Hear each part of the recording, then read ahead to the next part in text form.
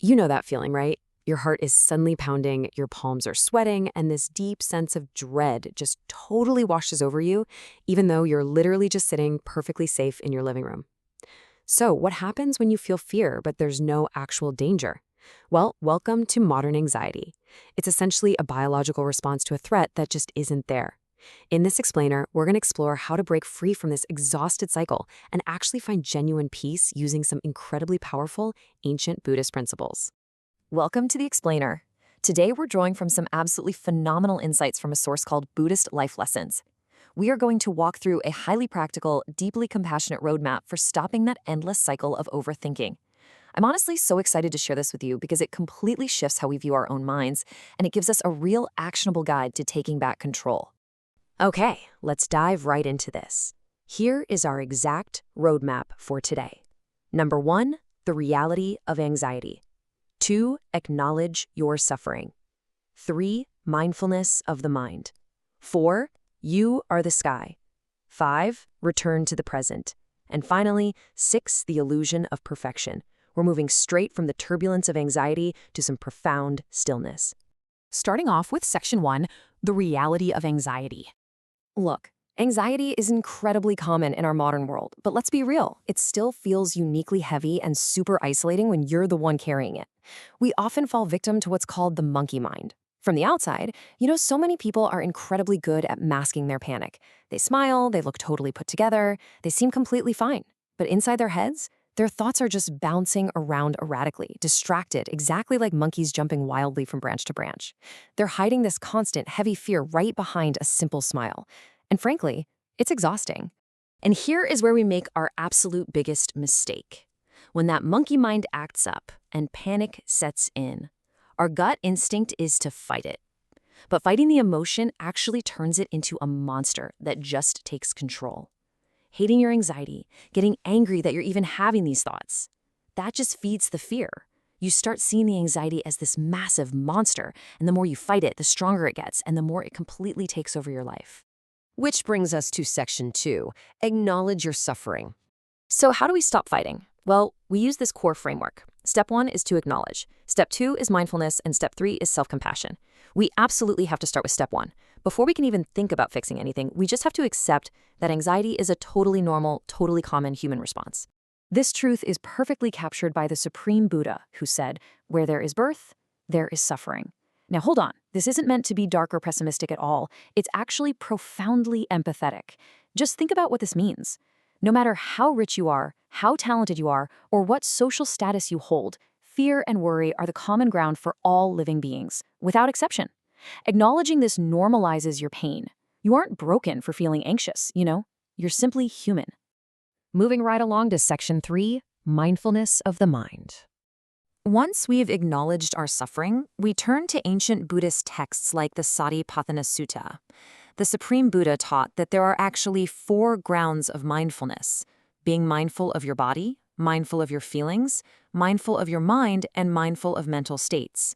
Now, while all of these are incredibly valuable, for this explainer, we are going to focus intensely on that third one, the mind.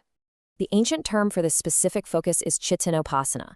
Sounds complicated, but it literally just means the practice of observing your thoughts and becoming mindful of your mind. So why is this a real game changer? Because normally when fear hits, we identify with it completely. We think, I am the anxiety, I am the fear. But Cittanupassana creates this crucial separation. By observing the thought as an outside object, you create a little bit of space between you and the fear. You realize, wait a second, I'm not anxious, my thoughts are anxious. And that leads us beautifully into Section 4, you are the sky. Okay, I want you to just take a deep breath with me for a second. Let's shift gears to a calmer, much more expansive mindset, because this brilliantly illustrates what Cittanupassana actually feels like. Imagine the sky. You are the sky, the unchanging, permanent, vast blue space. Your thoughts? They're the clouds. And what do clouds do? They come and go. Sometimes they're super gloomy, heavy, and dark. Other times they're shiny and scattered. They take on all sorts of different shapes and moods. But listen, no matter how bad a storm gets, the sky behind it doesn't change. Your anxious thoughts are just passing clouds. They absolutely do not define the permanent sky that is you. All right, Section 5, return to the present. Creating this separation between the sky and the clouds allows us to pull our minds out of a very scary place, which is the future. Let's contrast these two states for a second. Anxiety mode is when your mind is just jumping to the future, constantly worrying about what's going to happen next, what could go wrong. It's totally a delusion about things that haven't even occurred yet. Mindfulness mode, on the other hand, is when you're anchored in the peaceful, cool, and tranquil present moment. Anxiety almost exclusively lives in the delusion of the future, whereas true peace is found entirely in the present. So, what does this look like as an actual daily practice? How do you analyze an anxious thought once you've observed it? First, identify that you're in anxious mode. Second, look for the trigger, like what delusional emotion actually started this whole thing. Third, recognize it's impermanent. It's literally just a cloud passing by. Fourth, look really closely and see there is no actual threat right here in this room with you. And finally, let it go. Now, I know this is hard. When panic kicks in, doing this feels incredibly difficult, and it definitely takes practice. But consistently analyzing your thoughts without judgment reveals that right now, in the present, there is actually nothing to truly fear. And that brings us to our final section, number 6, the illusion of perfection. As we practice all of this, we hit the final step of our core framework, which is self-compassion. The big takeaway here is to show compassion to yourself. Do not expect 100% perfection. Honestly, perfection is a totally delusional idea. It's not actual success. When you're learning to observe your thoughts, sometimes that monkey mind is going to win. And you know what? That is completely okay. No one can be perfectly mindful all the time. Simply doing your best, showing yourself some grace, and just trying again, that's more than enough. So I want to leave you with this one thought. If you feel that familiar tightening in your chest today, don't fight it. Don't build it into a monster. Just pause and ask yourself this one simple question. What am I thinking now? It's an immediate, incredibly effective little trick you can use the exact second fear kicks in.